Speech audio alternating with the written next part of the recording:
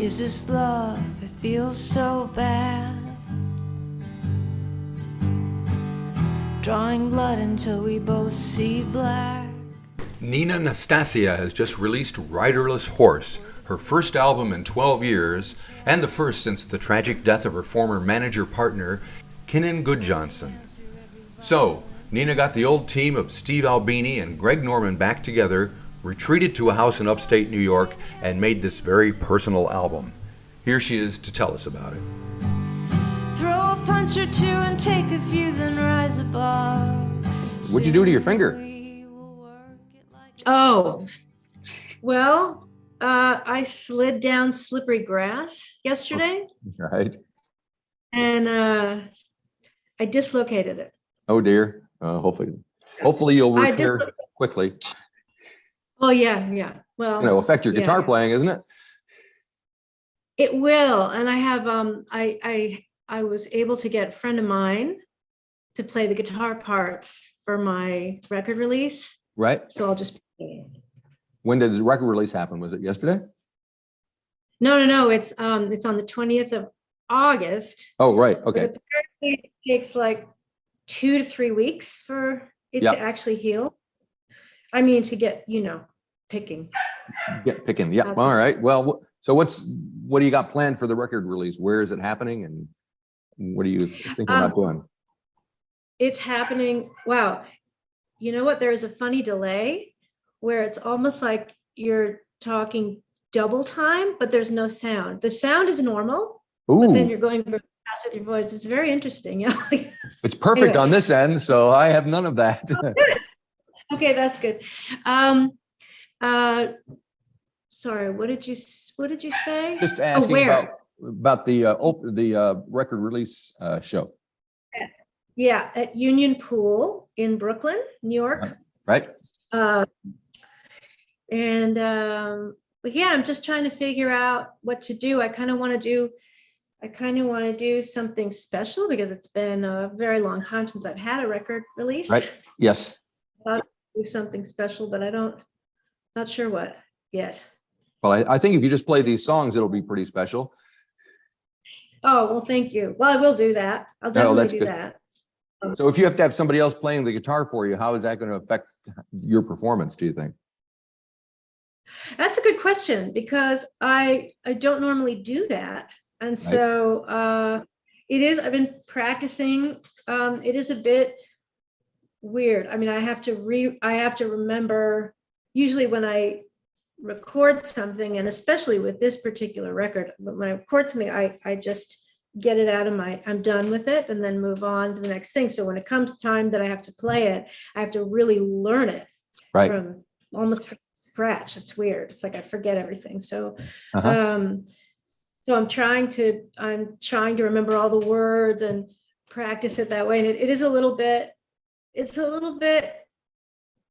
it'll be a little bit odd. I mean, I'm going to go there on the 14th. So I'm going to spend some time practicing with my friend Jack, who's going to play guitar, and then and I might have someone else do something as well. So I'll just have to do some rehearsing.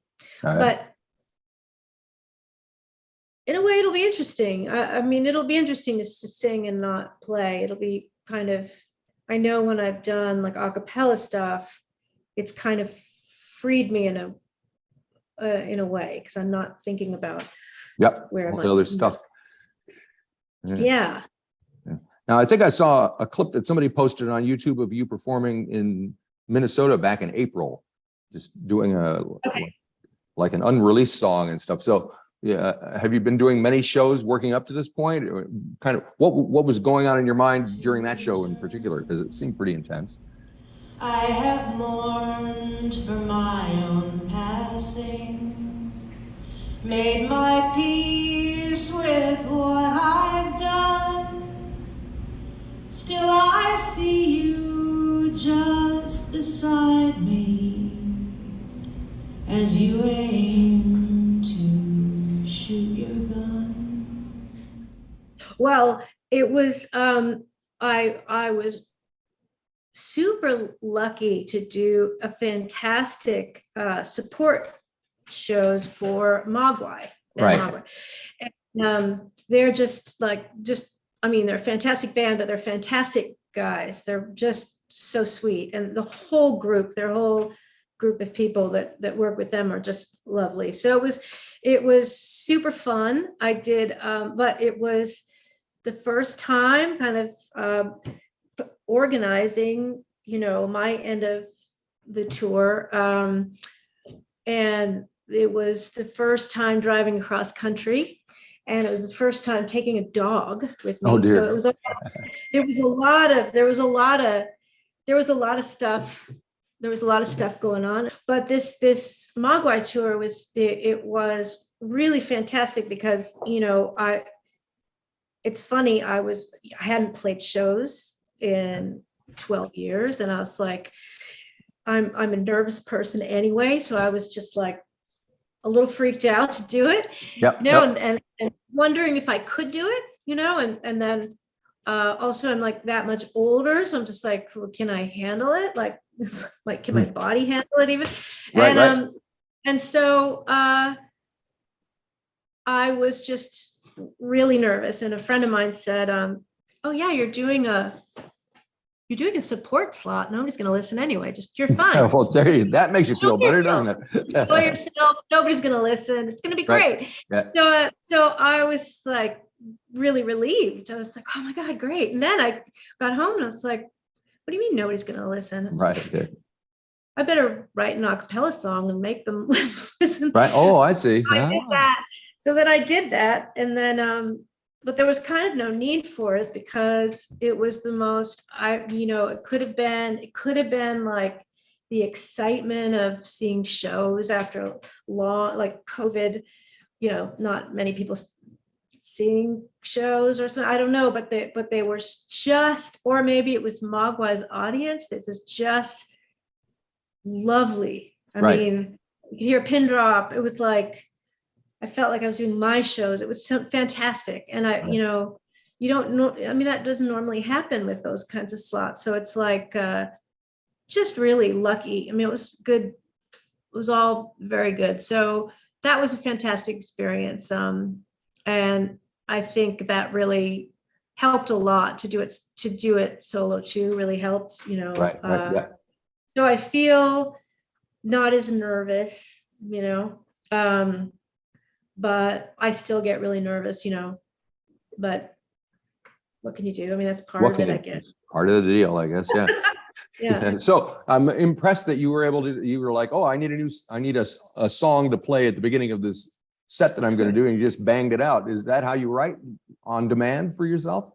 Oh, well,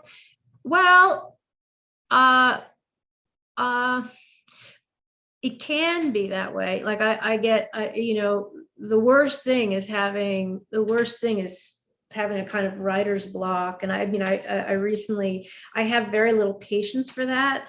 Right. And, I've done this before and it's really, really useful, to just make yourself play almost every day if you can. Right. I don't do that. And I kind of want to get, once I'm still trying to get settled in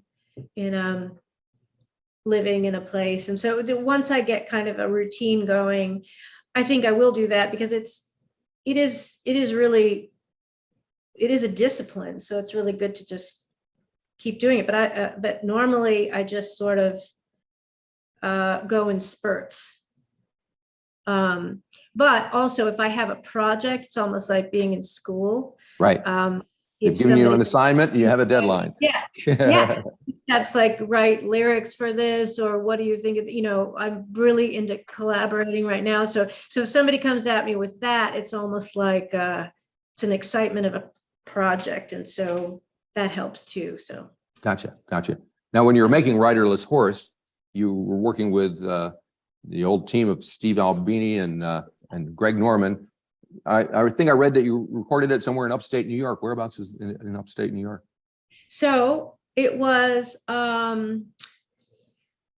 in the Andes. Do you know, have you been to been upstate New York? I moved to New Zealand from Rochester, New York. Oh, you did? Wow. You did. No wonder you don't have an accent. Exactly. So I know my way around upstate New York a little bit. Yep. Wow. Wow. I want to ask you why you moved to New Zealand. Smarter, great. but I'm smarter than I look. Okay. So, God, that's, Wellington is definitely is my dream one day, but it's so far away. It is a bit, it is a distance. Yeah. Yeah, it's like it's a friend of mine's have this beautiful property they've had forever, and it's got like a lot of different I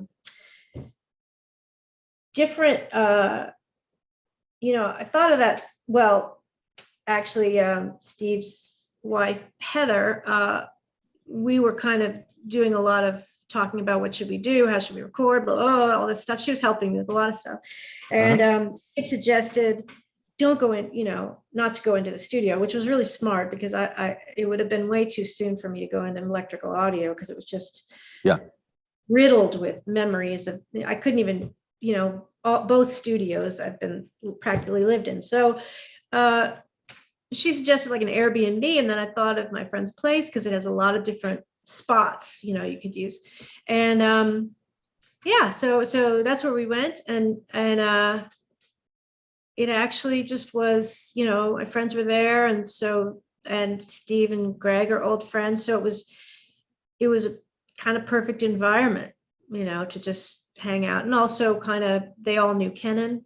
Right. So it was like a good place to kind of laugh about stories and, because there are really funny stories that are connected with Kenan. Right. So yeah, it was very good.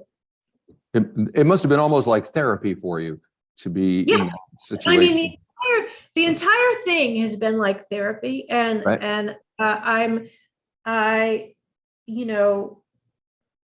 when in thinking of this, like I was thinking of this the CD release, and I was thinking about ideas of what I could do, make it special. All of a sudden, I'm just like thinking of all these extreme things that are really like, this is entertainment, not therapy. Yep. Like, I'm not supposed to do that to people, like I'm supposed to entertain. But let's face it, for a lot of people, music is therapy anyway. So it is. It definitely is. But at least how I want to approach it. I want to approach it where it's not kind of like, woe is me in my world, just share things. But that's a funny thing, because in sharing things about this, it is actually like therapy. And I've had many people already so far say, have their own experiences that they've had that are similar. And that helps me too. It's like, sadly, it's not an isolated incident. It's a lot of people deal with. So when did you start writing the songs for the album? Had you been, even though you hadn't been recording over the past 14 years or whatever, were you still kind of active creatively in that way? Yes, I would still write. I was writing in kind of different ways, but still songwriting, but maybe veered away a little from songwriting and started writing like short little things and doing some drawing stuff, that kind of thing. But in that time, I did have some of those songs were written. Right. Some were like half written, but the majority, I'd say, I wrote for the record. And the ones that really kind of define it, that the record to me, were written for the record. Right. So what would you say was like maybe the first song that you wrote specifically for this record? Which one would that have been? Oh, wow. That's a good question that I don't remember, actually, because I don't remember it, but I think this might be the wrong answer because it might not have been the first one, although I feel like it might have been the first one. Right. But it's certainly like I always think of it as the first one because it kind of defines it. Right. Would be Ask Me. You might think best to pack up your bags, stop all of this sadness and leave me, so that I can live the very life you can't give. And what is it that you want from me? So when you're in the studio recording a song like that, and what is it like for you, for everybody around you? What kind of environment do you need to be able to do that? Well, I mean, I don't need so I like not needing an environment. Okay. So I am pretty careful to make sure I never need an environment. Like if it's in a jungle with nothing, I mean, with a string and a little, I'll do it that, I don't want to need anything. So, but actually I say that. And what I didn't need was to go in the studio in an actual this record. So in a way, like, I say that and then I actually did something that I needed, and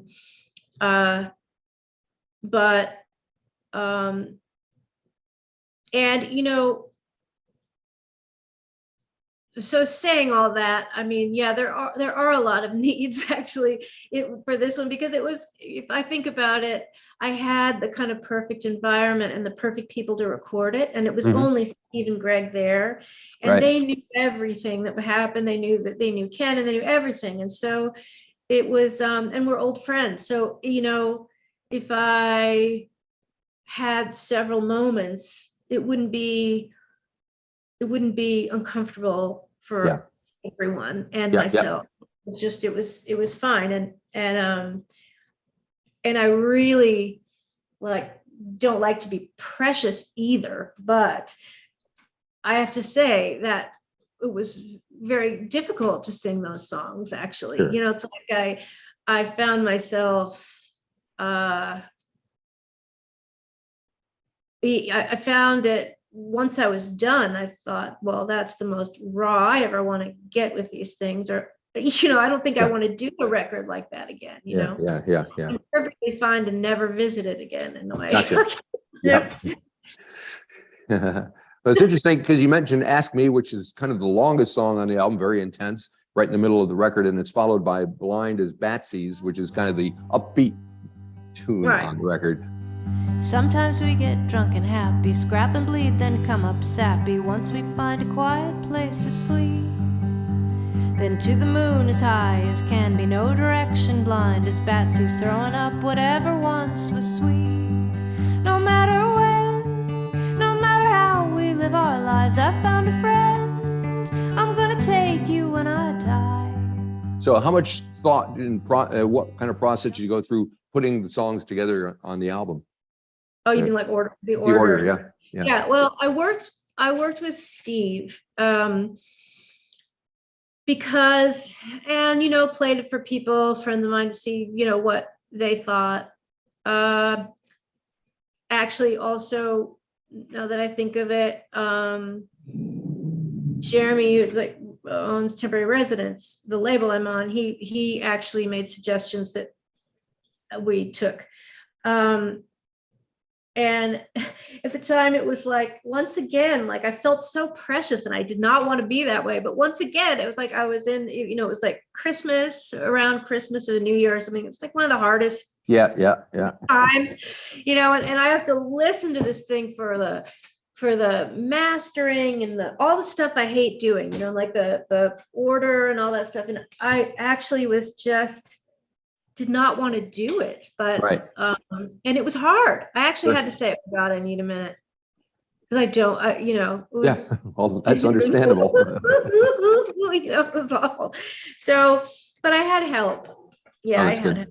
And I'm not real. I'm pretty easygoing too. Like if I think somebody prefers it a way, even if I had chosen another way and they preferred another way, I might listen to it and go, well, I actually could care less either way. So I'll go with Right. what they, you know what I mean? What they want. Yeah. So are you thinking of the next record? Because it sounds like you are. Well, yeah. Well, I'm not thinking. So I have another record that I did kind of immediately when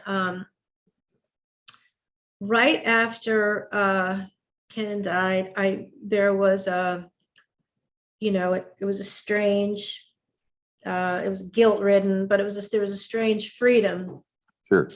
to really collaborate with people. And a friend of mine, you know, and I think a friend of mine sent me,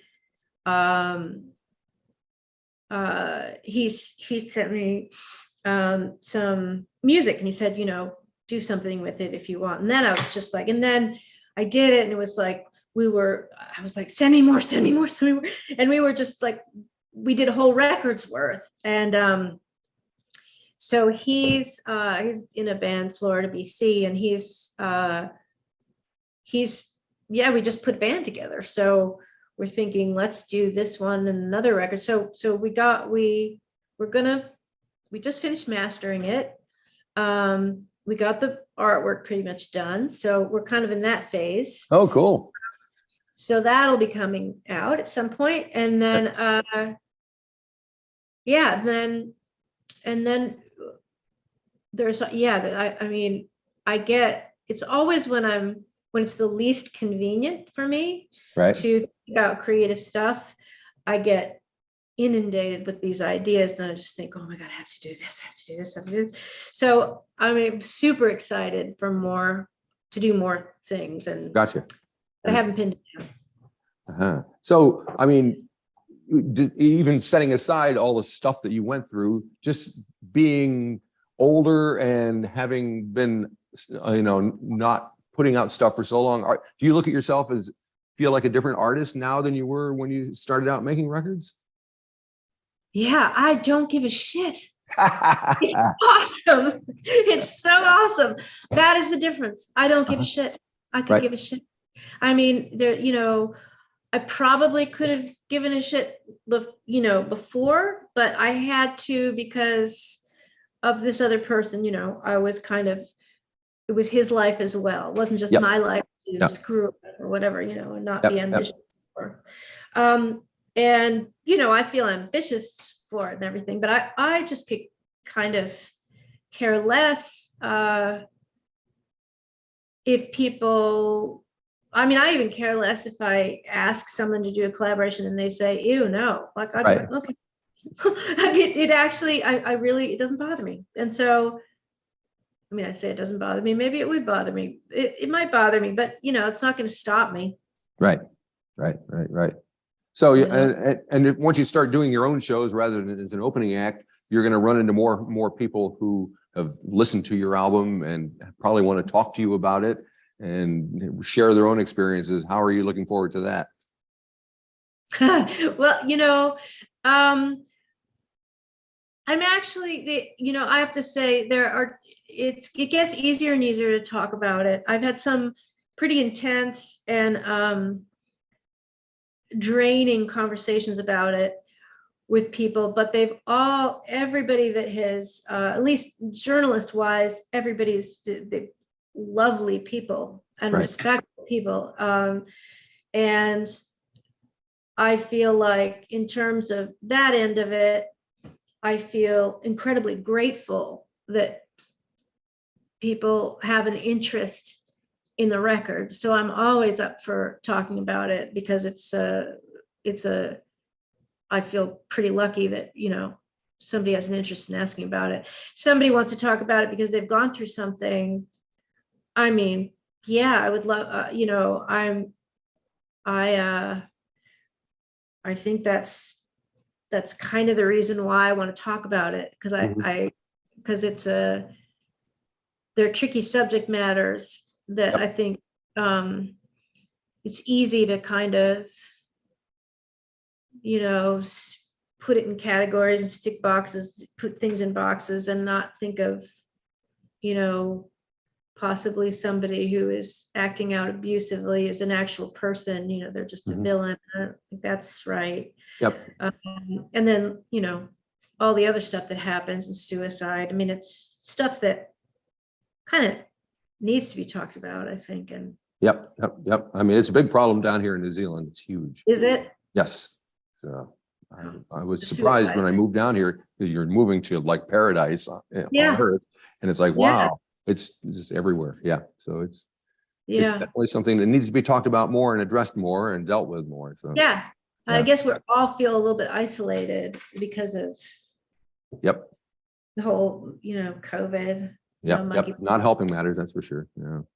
matters now. All right. Well, hopefully you'll come down here and play some of these songs for us. And I want to hear some I of the would new love ones as it. well. So that'll I be would- great. So come on down. Do you still are in contact with Jim White at all? Yes, actually, I just saw him. We just had a drink together. Oh, great. Yeah, and he's doing really well. Yep. So Yeah. all set. Very good. Well, thank you so much for sharing all this with me and spending time talking about it. Appreciate it a lot. So good luck with everything. Thank you. Yes. And And good I'll luck with the see- hand. Yeah. We'll do better.